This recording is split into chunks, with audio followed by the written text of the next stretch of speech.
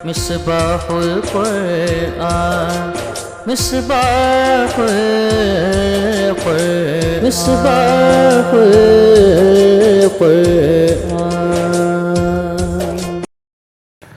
اعوذ باللہ من الشیطان الرجیم بسم اللہ الرحمن الرحیم۔ ناظرین کرام السلام علیکم ورحمۃ اللہ وبرکاتہ۔ انشاءاللہ تبارک و تعالی ہم لوگ آج جو ہے وہی ہمارا جو شرح جامی ہم لوگ پڑھ رہے ہیں اس پر ہماری بحث چل رہی ہے کلام کے اوپر، ٹھیک ہے نا۔ پہلے جو ہے وہ میں نے آپ کو متن اور متن کی وضاحت اور پھر اس کے بعد شارح کی جو شرح والی جو عبارت تھی اس کی عبارت اور پھر اس کے بعد اس عبارت کی مختصراً وضاحت ترجمہ وہ میں آپ کو بتا چکا ہوں۔ پھر اعتراضات کا سلسلہ جو ہے وہ چل رہا تھا۔ پہلا والا اعتراض جو ہے وہ ہم نے یہ کیا تھا کہ الکلام کا اول کلام کیوں نہیں کہا، تو میں نے آپ کو اس کی وجہ بھی جو ہے نا وہ میں نے آپ کو بتا دی۔ اور پھر اس کے بعد جو ہے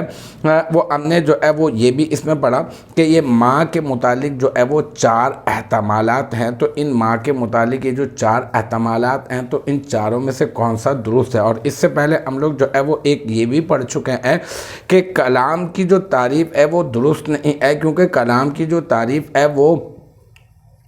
کلام اللہ پر اور علم کلام کے اوپر جو ہے وہ صادق نہیں آتی ہے۔ تو اس کا جواب بھی میں آپ کو بتا چکا، یہ اعتراض نمبر 2 تھا۔ پھر اعتراض نمبر 3 جو ہے وہ یہی تھا، مطلب اس میں ہم لوگوں نے کریٹ کیا تھا کہ ماں کے 4 احتمالات تھے اور ان چاروں کو بتایا تھا کہ یہ باطل ہیں، کوئی سا بھی درست نہیں ہو سکتا۔ پھر بتایا کہ مصنف نے جو اپنی عبارت کے اندر جو ذکر کیا ہے ما تضمنہ، شارح نے اس کی شرح کرتے ہوئے بتا ہی دیا ہے کہ یہاں پر ما تضمنہ یعنی ماں سے کیا مراد ہے، ٹھیک ہے نا۔ جو احتمالات ہیں تو ان احتمالات میں جو ہے وہ درست والا احتمال جو ہے وہ کون سا ہے، یہ شارح نے جو ہے وہ ہمیں بتا دیا۔ تو آج جو ہے وہ ہمارا اعتراض نمبر 4 ہے۔ جیسے کہ ابھی اگر میں اس اعتراض کا پچھلے والے اعتراض سے اگر میں تعلق جوڑوں تو آپ کو یاد ہوگا کہ پچھلا والا جو اعتراض تھا اس میں ہم لوگوں نے ماں کے 4 احتمالات پڑھے تھے کہ ماں لفظ ہو سکتا ہے، ماں سے مراد لفظ ہو سکتا ہے، ماں سے مراد شے ہو سکتی ہے، ماں سے مراد کلام ہو سکتا ہے، ماں سے مراد کلمہ ہو سکتا ہے۔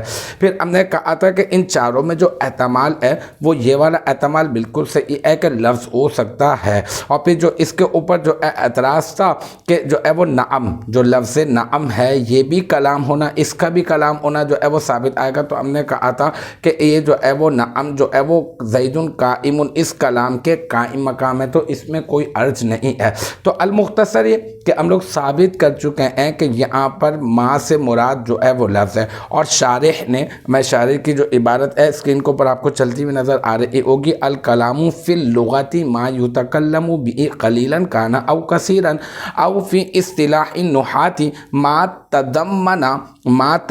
اس کے اوپر ہم نے آج غور کرنا ہے کہ یہ جو ما تضمن ہے، ما تضمن ای لفظ، یہاں پر شارح نے یہ ما تضمن کی ماں کی پہلے جو ہے وہ انہوں نے شرح کرتے ہوئے یہ ارشاد فرما دیا کہ یہ تضمن ما تضمن ای معنی یعنی لفظ تضمن کلمتین حقیقتاً او حکماً۔ تو یہاں پر جو شارح نے کہا کہ ماں کے بعد جو ہے ماں کی شرح کرتے ہوئے انہوں نے کہہ دیا کہ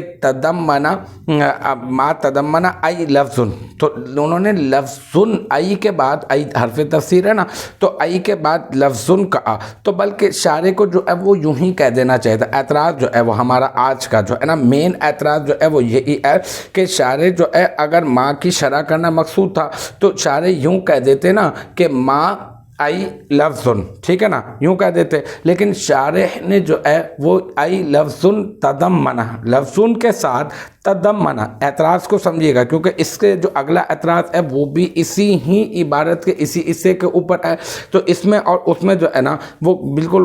خلط ملط نہ ہو جائیں۔ تو اسی وجہ سے آپ اعتراض سمجھ لیں اچھی طرح سے کہ آج کی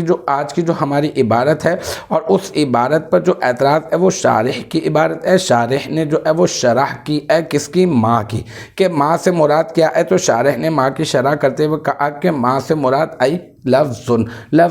ہے، اور لفظ کے ساتھ شارح نے یہ بھی کہہ دیا کہ لفظ تضمن۔ تو ہم اس پر یہ اعتراض کر رہے ہیں کہ شارح نے لفظ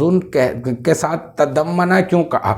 صرف اور صرف لفظ کہہ دیتے تو بس اسی سے ایک کام چل جاتا۔ تو بہت آسان سا جواب ہے، اور وہ جواب یہ ہے کہ اصل میں شارح نے کہا کہ جو ہے نا یہ جو ہے نا ماں سے مراد لفظ ہے، لیکن لفظن کو شارح نے موصوف بنایا ہے، ٹھیک ہے، اور موصوف اس وجہ سے بنایا کہ وہ عام لفظ نہیں بلکہ ایسا لفظ کہ جسے جو ہے وہ کیا کیا گیا ہو، جو مشتمل ہو کس پر؟ کلمتین حقیقتاً او حکماً، دو کلموں پر مشتمل ہو، تو اصل میں لفظن کو شارح نے موصوف بنایا ہے اور تضمنہ کو شارح نے جو ہے وہ صفت بنایا ہے، ٹھیک ہے نا۔ یہ پورا جملہ بن کر فعل فاعل مل کر یہ جو ہے جملہ بننے کے بعد یہ بنے گا لفظن کی صفت۔ اور اگر کبھی ایسا ہو کہ موصوف کو ذکر کر دیا جائے اور اس کی صفت کو ذکر نہ کیا جائے، تو موصوف کو ذکر کرنے کے بعد اس کی صفت کو جو ہے وہ ذکر نہ کرنا یہ کبھی ہے، مطلب یہ کہ یہ بری بات ہے، اور مطلب یوں سمجھ لیں کہ یہ مناسب نہیں ہے، تو لہٰذا اس وجہ سے شارح نے لفظن کے بعد جو ہے وہ تضمنہ کا لفظ بھی استعمال کر دیا تاکہ موصوف کے ساتھ وہ صفت بھی ذکر کر دیں۔ تو الحمدللہ یہ آج کا ہمارا جو ہے اعتراض نمبر 4 تھا۔ اس عبارت کے اوپر جو کلام کے متعلق ہماری گفتگو کا سلسلہ چلا ہے، مجھے امید ہے یہاں تک کی جو بات ہے وہ آپ کی سمجھ میں آ گئی ہوگی۔ انشاءاللہ تبارک و تعالی نیکسٹ ٹائم اگلی ویڈیو اگلی کلاس کے ساتھ ملاقات ہوگی۔ جب تک آپ اپنا بہت خیال رکھیے گا۔ وآخر دعوانا ان الحمدللہ رب العالمین۔